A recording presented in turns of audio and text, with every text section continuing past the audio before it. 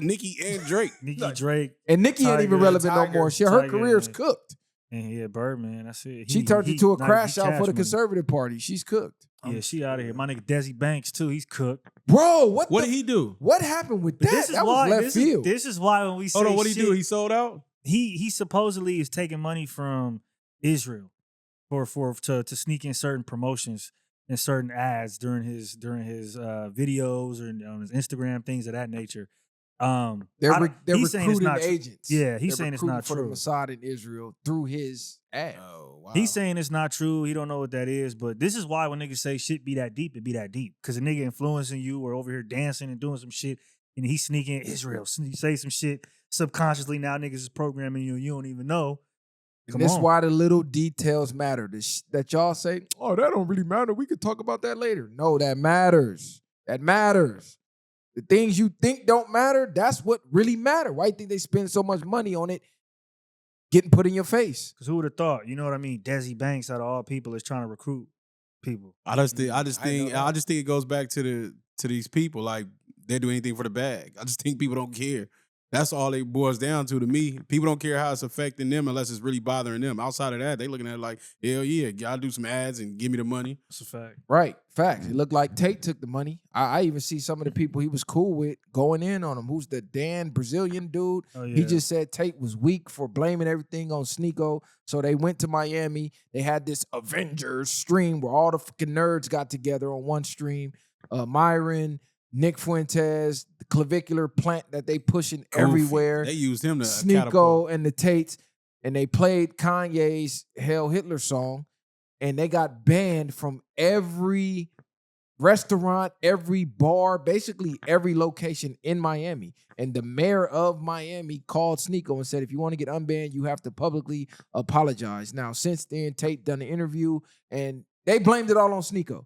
So Tristan Tate and Andrew Tate pretty much said SNEAKEO put him in a trick bag, and they still got a case pending. They still got other things they're up against, and they feel like SNEAKEO did them dirty because they said if he was facing even 1% of what they was facing, they wouldn't have done that. They were just riding in the car on the bus. They didn't tell him to play the song, but they still got the ramifications of that song. So It don't matter. Clavicular doubled down. He said F him. Myron doubled down, said F him. Tate looked like he backtracked. So it looked SNEAKEO, like they look at that Tate like he it's compromised. SNEAKEO, you using your mind too much against what they want you to use it for. They getting you up out the paint.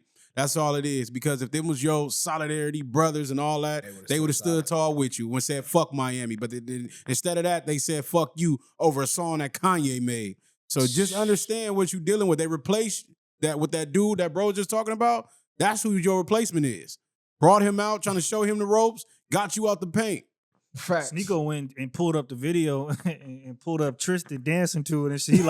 He like, this don't look like you not fucking with it, bro. Right. He had to go, he had to go show niggas like, hold on now, what the fuck is you doing? But I mean, that's the not to cut you off, yeah. but the convo that we had with Glasses that y'all will see soon. When I said us complaining, making threats, and doing all this antics on the internet is not getting us nowhere. We got to get real power. I keep telling y'all, you see how they move? They not playing, nigga. You played a song we don't like. You're banned from Miami. How you ban a nigga from a city? You banned from Miami. Yeah, you're banned, nigga. And they That's power. And this what we call, power. Pushing buttons. They push one button, you're done. That's it. We're not discussing it. And the only conditions you got is to publicly apologize to all your fans. And which he probably should have did, I guess, if this point. Because that's what they did to Nick Cannon, right? They made him apologize. Sure did, and you notice how they stay on code. They pushed the button, the alert went out, and the entire city of Miami, everybody who owned anything out there is one of them. And they said, listen, they not allowed here. They didn't question it. They so cold that they made your niggas turn on you. Man. Over one city. Hey, didn't they make Nick cancel? Candy Yes. cancel that show, that Classroom? Like it got that show got canceled. He had to sit down with the rabbi, apologize. Yeah, They say started doing he all like type of stuff. Man, to they Nick put Cannon. BTA to niggas, bro. Yeah. They made Nick Cannon put the dress on. Remember that? Y'all remember that All commercial? type of All shit. that? Yeah, that I looking seen crazy. a funny tweet that said if Hitler came back and seen all them niggas together, he'd kill himself again. Like if he seen all you niggas, he'd be like, "What the hell going on? This is not what he wanted." And- So and you know what else was crazy? They said this is the most racist streamer group ever, and there's only 2 white people there in that group. Yeah. It's Clavicular and Nick That's Fuentes. it. And he not even fully white. he half. He a half Mexican. and half. But that's Somebody another. say, I think that you think you slick. They painted Myron White in like one of the cartoon pictures. Oh yeah. like That's another thing too, though. That why I don't pay these dudes so much mind is because I don't truly think these guys believe the things that they really say, and you kind of realize that in that industry, niggas are just doing it for a bag. Fact. Because if you were really racist, no amount of money could get you to sit with Kanye exactly. or go with Speed or go with any of them niggas. But because you see them clan members, they not sitting with nobody for the Right. most part. You know what I mean? Them niggas don't fuck with nobody. So y'all to a certain degree are just popping it. That's why I don't pay them niggas no mind. But this is, and you got a perfect point. But this is what they're doing. They learn most people are idiots and they're finessing. They just don't let you know that they finessing. Yeah. That's all they do. Content, You huh? know, when niggas finesse people, they want the world to know they finessing. But when they get people like them that's on them levels, they just gonna keep finessing. They fully and bought people into believe it, in them. Yeah, you fully bought into it. Bro, SNEAKEO is on this Muslim journey, acting like he don't drink. Man, he thought the stream was off. They got him on a hot mic, ordering martinis and 3 shots. All these niggas finessing. Stop believing what you see on these cameras. All these niggas is playing characters, they playing roles, and they get into the bag. Period. I You told gotta niggas about have that. you gotta have the heroes and you gotta have the villains. And guess what? They all working for the same team. That's just what that is. They just decide, okay, you gave the people enough hope, and now it's time for you to start goofying out.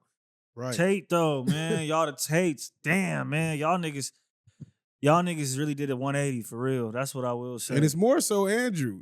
Christian just like he's like you following, but it's really crazy because Andrew, he had a lot of good messages, and it's like this is why you got to pay attention to the message, not always the messengers. It ain't no different from these preachers. They don't be living half the shit that they talking about, or they don't even resonate with it no more. Like you said, the complete just turn around to start doing hella weird shit that you had no reason. You rich already. Everything else you accomplished, what else are you doing this for? Unless you're controlled opposition. All of them are controlled opposition, in my opinion, now at this point. Algorithm. That's the crazy part about being a grifter too, is because you're relying on the algorithm. So what you grift to next might not be in favor of that. The algorithm might not be in favor of that, and that's really what happened. Was he switched from the relationship shit, caught the cases over that, and had to pivot because there's no way you can continue to talk about that with the cases you got. Pivot to more political, and we're at a point right now where the world is so, I think, extremely right that we're gonna see the next president, the next wave on the algorithm be Liberal. extremely left. That's Yeah. I hope That's everybody how it knows always happens. that's what's coming next. When this nigga get out of office, it's blue hair Oh, yeah. central. That's It's what over. always I got a question for you. I got a question. I got a question for y'all though, because how you was talking about eventually you got to play the game and things in that nature. Them living, getting rich, and doing everything else. They say you never begin to live until you stop caring what others think. Do you think they're living at the highest capacity you could be able to live as a human nature? Yeah. Because like you get to a point where you don't care about your image, you don't care about nothing, and they're predominantly rich off of not giving a fuck about nothing nobody thought. I think- Attracted to, you know what I'm saying? Yeah. I'll say no, because let's say you're compromised, meaning you're controlled, meaning you're doing things you don't necessarily believe in and go against your own moral compass for the bag. At that point, you are a slave. Like the way they was talking to Andrew Tate on that stream, he looked like they had a collar around his neck, like a shot collar. Like usually, you know, he's interrupting. He's the big man on it. He was like Bro, real humble, bro. Like looking down. I never seen Tate that submissive. They really was cutting him off. Like, nigga, let somebody who deal with anti-Semitism talk and woo woo, like shutting him down. So to know his character before versus what you seen on that screen, it ain't no way a nigga's comfortable being that. Well, I'm gonna just say this: if to answer his question, to live carefree is like an ultimate form of peace, because now you're not worried about judgment. You're just living for you. You know, Right. with your happiness. Now, when you kind of put in that perspective about maybe controlled opposition, then it's like you're a glorified slave, just like anything else with NBA, NFL, any type of things like that. You think you got freedom, but until you go against it, they'll cut your water off. But if people live a lot more free and not worried about what the next man think of them, a lot of people would be happy. We wouldn't have a lot of depression or these, I would say, man-made disease that they say, like anxiety, depression, anything like that, because you're not even worried about what another person think of you because you're enjoying your own bubble. But how free are you for real? Like I seen a clip of a dude saying how they infiltrate the podcast, right? Because podcasts have the most influence. So what they'll do is come to you with a deal, and then if you don't necessarily take the deal, well, now they start showing you your browser history. Now they start showing you all the pictures of you in compromising positions that they took from your smart TV or your laptop when you was jacking off to weird porn and shit like that. And they say they word the deal in a way where you believe you're doing something noble, but really you just talk yourself into believing it that you're doing something noble. So you think, okay, I'm gonna do this for a little while and get out. The whole time you make your whole career off of being compromised. So imagine you start a pod or a music career, independent, doing what you love. They come to you with a bag. You take the bag, and now you can only rap about what I tell you to rap about. So your dream turns into a nightmare. Yeah, you got all the money, you got this and that, but you end up Floyd on the stage saying, oh, the such and such is, I stand for Israel, or I stand for, knowing you don't. Yeah, I'm not Against necessarily. your will. I'm not necessarily speaking on just them solely alone. I just mean even people as in general, just regular, like he was talking about, general population of people, because average people deal with a lot of mental diseases. And what I mean is the fear, the doubt, the fear of criticism, the fear of speaking your mind, the fear of just everything else. But if you didn't care about what people thought, they have nothing to hang over your head. Yeah. They have nothing to control you with. You don't give a fuck. So it's like, that's if you really did it. And it reminds me like the Eminem song where he said, let's scream who don't give a fuck to see who really means it. Yeah. So I think it's more that mindset. Because let's just be real, we're all human. We're all imperfection. We're all going to have flaws in some type of way. Somebody's going to be able to judge you in a compromising position. It doesn't even matter. At some point, you got to be okay with that. We all have insecurities. We all have faults. You got to just live with it, bro. As long as it's not nothing degrading where, you know what I'm saying? Right. You know, I'm not saying necessarily, like that. I'm not necessarily saying go be even just a piece of shit person. I'm just saying in general, if you think about anybody before that's maybe dead, or even you think about people who don't even have to be 20 or 30 years. Do you think about any of that other shit? What do you really even think about for people? And then half the people that's dead and gone, you don't remember nothing unless they're a super martyr and they was already presented in a certain light. Outside of that, the things that they probably worried about didn't even matter now. Like, look at Kanye. He's a billionaire, but he constantly says, man, I sacrificed my mom. So do you think he's happy? Of course not. He has the epitome of what anybody would want as far as riches go, but he's the most unhappy he's ever been in his life right now as a billionaire. Same thing with Kai Cenat. He seemingly had the world in his palms, and all of a sudden, he's turning holy. He's trying to read books. He's doing. What about pushing Jennifer this, Hudson too? Didn't our whole family kind of? Yeah, her whole family got off. So I think it's give and take, bro. If you're selling your soul, there's no way I could believe that you happy. Yeah, I'm not necessarily even telling anybody to sell their soul. I'm just saying the mindset behind that. What gains a man to gain the world and lose his soul in the process? I think that ascension on a rise is for sure free, because you are not giving a fuck what nobody think. You locked in. You're on a different frequency than everybody else because you're trying to make it.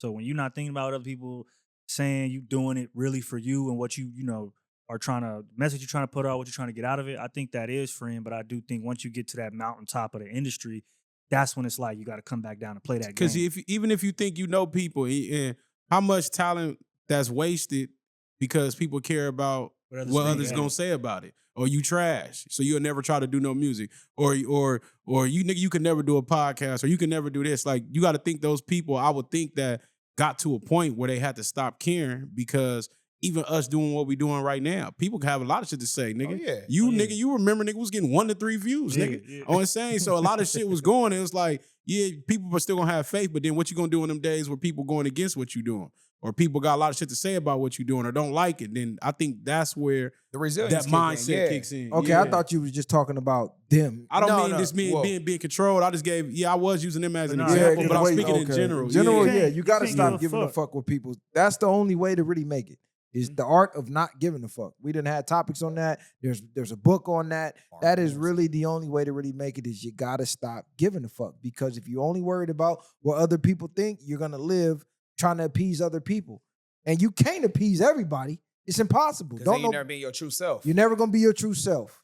Because everything you do, you go left, somebody mad you went left. Okay, well now let me appease the person I want to go right. Guess what? You just pissed off the person that wanted you to go left. You can't please everybody.